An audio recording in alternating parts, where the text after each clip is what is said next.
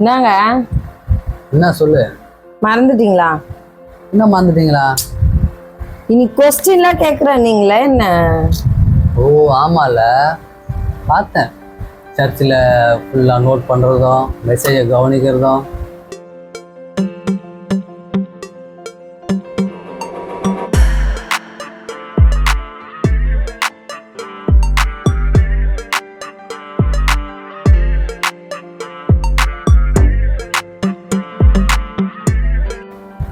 நல்லா தான் இருந்தது.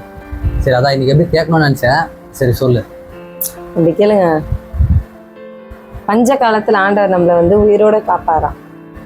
சரி, நீ அந்த மாதிரி இப்போ டீட்டெயிலாக ஒன்றும் சொல்ல வேணாம். கரெக்ட் கான்செப்ட் என்ன அப்படின்றத நான் உனக்கு ஷார்ட்டாக சொல்லட்டுமா? சரி சொல்லுங்க. கவனிங்க. நான் கவனிச்ச மாதிரியே சொல்லணும், சரிங்களா? சொல்லுங்க.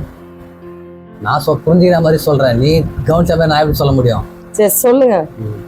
என்ன தெரியுமா, பிசாசை ஜெயிக்கணும் அப்படின்னாக்கா அதுக்கு இயேசுவின் ரத்தமும் சாட்சியின் வசனமும் நம்மளுக்கு தேவை. என்ன பிசாசுனா என்ன? அது உடனே நம்ம நினைப்போம், வெள்ளை உருவத்தில் வந்து நிற்கும், கருப்பாக நிற்கும், பயங்காட்டம், அதுதான் பிசாசுன்னு நினைப்போம். அதெல்லாம் இல்லை. பிசாசுன்றது உனக்கு வர பிரச்சனை, உனக்கு வர தோல்வி, நீ எதனா ஒரு காரியம் செய்கிற, அது உனக்கு வெற்றியே கிடைக்கல, நீ எதனா ஒரு தொழில் தொடங்குற, அந்த தொழில் முன்னுக்கு வரவே இல்லை, இந்த மாதிரி உனக்கு என்னென்ன பிரச்சனைகள் வருதோ அதுதான் பிசாசு. அந்த பிசாசை நம்ம ஜெயிக்கணும் அப்படின்னாக்கா நம்மளுக்கு என்ன வேணும்? சாட்சியின் வசனம் வேணும். எப்பவுமே பார்த்தீங்கன்னா இப்போ அவங்க ஒரு ஒரு வார்த்தை சொல்லுவாங்கல்ல, ஒரு பொன்மொழி வச்சுருப்பாங்கல்ல. உலகத்தில் சாதாரணமாக ஒரு ஆள் கூட ஒரு பொன்மொழி வச்சுருப்பாங்க.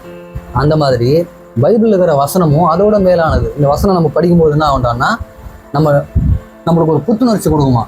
இந்த வசனத்தை படிக்கும்போது அது வந்து உயிருள்ள வசனம் நம்மளோட பேசுமா. நீ பயப்படாத, நீ வந்து எழுந்து பிரகாசி, உன்னால் முடியும் அப்படின்ற ஒரு வாக்குத்தத்த வசனங்கள்லாம் இந்த பைபிளில் இருக்குது. இதை படிக்கும்போது என்ன ஆகுமா, நம்ம ஆட்டோமேட்டிக்காக அடுத்தது நான் இன்னும் ஒர்க் பண்ண ஆரம்பிச்சிருவோம். புரியுதா? அதுதான் எனக்கு ஒரு கான்செப்ட். இப்போ பிசாசை ஜெயிக்கணும்னா நம்மளுக்கு என்ன வேணும்?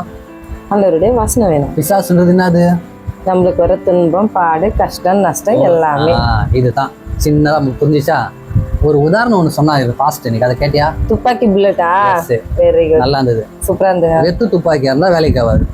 நமக்குள்ள வசனம் இருந்துச்சுன்னா ஜெயிக்க முடியும். அப்ப என்ன பண்ணோம், நமக்கு வந்து பைபிள் பழக்கம் இருக்கணும், பைபிளை படிக்கணும்ன்றது தான் இந்த வாரத்தோட கான்செப்ட். ஓகேவா? அதனால பைபிளை படிக்கிறோம், நமக்கு வர பிரச்சனைன்ற பிசாசு ஜெயிப்போம்.